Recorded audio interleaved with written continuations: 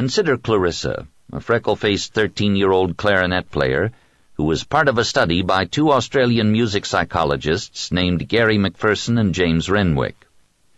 Clarissa was an average musician in every sense of the word. Average ability, average practice habits, average motivation. But one morning, a remarkable thing happened.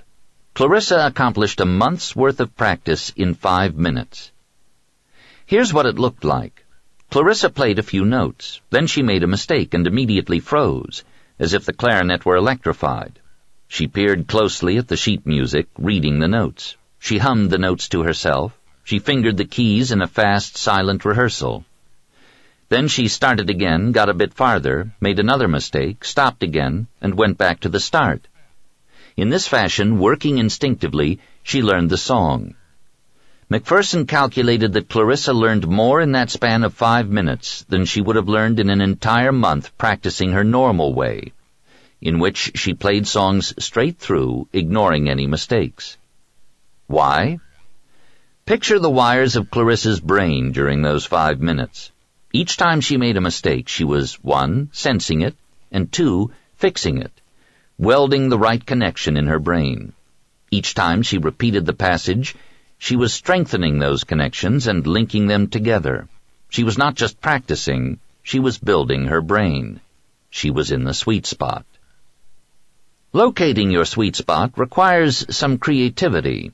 For instance, some golfers work on their swings underwater, which slows them down so they can sense and fix their mistakes. Some musicians play songs backward, which helps them better sense the relationship between the notes. These are different methods, but the underlying pattern is the same. Seek out ways to stretch yourself. Play on the edges of your competence. As Albert Einstein said, one must develop an instinct for what one can just barely achieve through one's greatest efforts. The key word is barely. Ask yourself, if you tried your absolute hardest, what could you almost do? Mark the boundary of your current ability and aim a little beyond it. That's your spot. Tip number 14. Take off your watch. Deep practice is not measured in minutes or hours, but in the number of high-quality reaches and repetitions you make. Basically, how many new connections you form in your brain. Instead of counting minutes or hours, count reaches and reps. Instead of saying, I'm going to practice piano for 20 minutes, tell yourself, I'm going to do 5 intensive reps of that new song.